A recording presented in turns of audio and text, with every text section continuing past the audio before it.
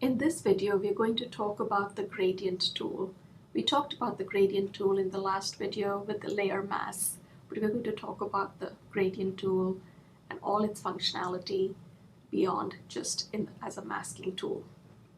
So this is the gradient tool right here below your eraser tool. Notice as soon as I clicked on it, my options bar changed. I now have the gradient tool options across the top. We know to pick up the gradient editor right here. You have the 5 different kinds of gradients that Photoshop gives you. The thumbnails are pretty self-explanatory. You have your gradient, your linear, your radial, your angles, all of that. The one next to it is your mode, and if you press these arrow keys, these are your filters. These are similar to the filters that we have seen before, and they will affect, depending on the filter you choose, it'll affect how the pixels interact. Next to it is the opacity. Right now I have it set at 100%, but I can certainly put in a value or use that slider bar. Now to bring up the gradient editor, all you do is click in here, right here, and we've got this gradient editor. When we looked at this earlier with the layer mask, we were specific to just the foreground, background being black to white, the first one. We have several other presets that we can work with, and why don't we just pick one of these? There you go. And know that you can manipulate this as much or as little as you want to.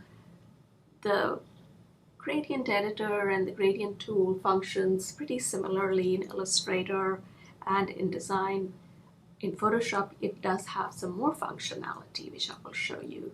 You have your paint buckets at the bottom with the diamonds, which tells you how the two colors, the intersection point interacts. When you select it, the diamond comes up, and I can move it around. I can move these palettes around, these buckets around. I can add more buckets. I can change the color, double click on it and change the color in that. Or I can just select that bucket and click right here. It tells me the exact location. I can change the color in here. And there you have it. I have a lot of colors going.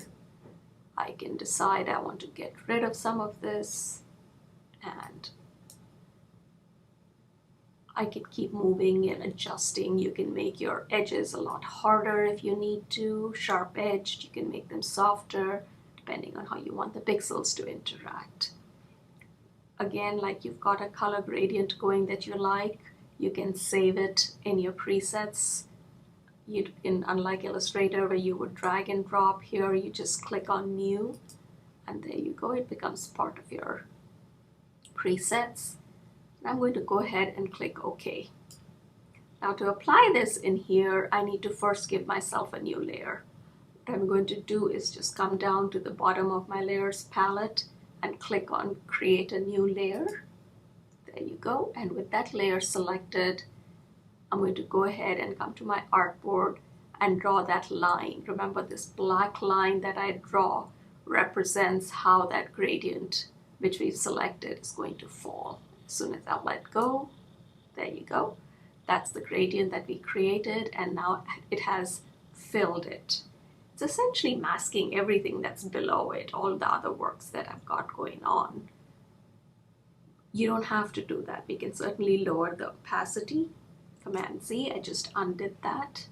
And before applying it, I'm going to go ahead and lower the opacity to way lower, maybe 40%.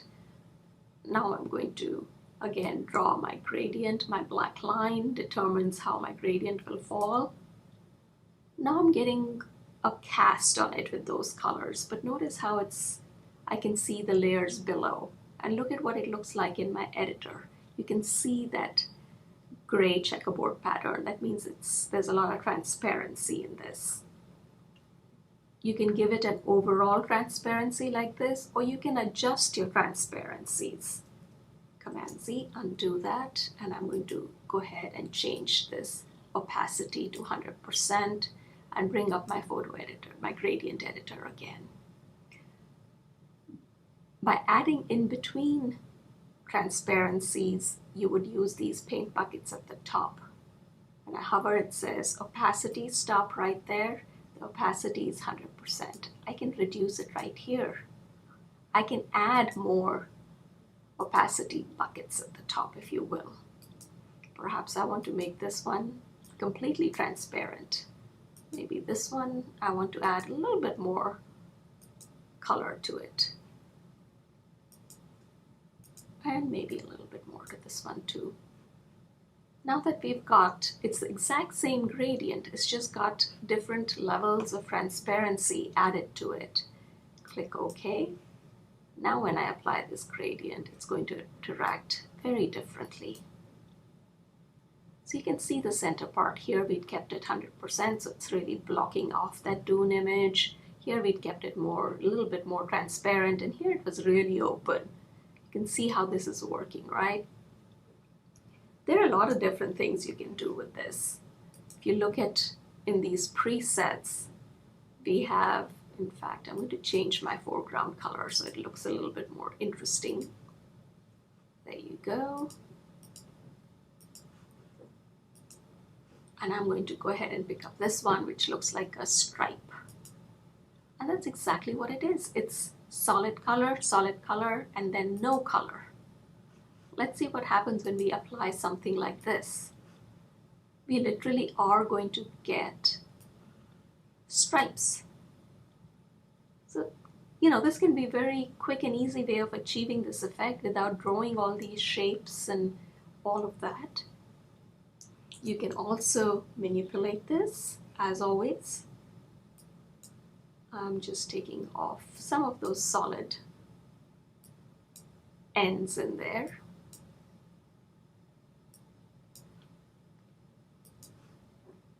Let's see what that does. So it really can give you very interesting effects on what you want to do. And this gradient line that I draw, whether I draw it like this or like this, is going to determine how that gradient falls, where the starting point is and where that ending point is, and really where and how it falls in this palette that we have going. That's pretty much all there is to the gradient tool.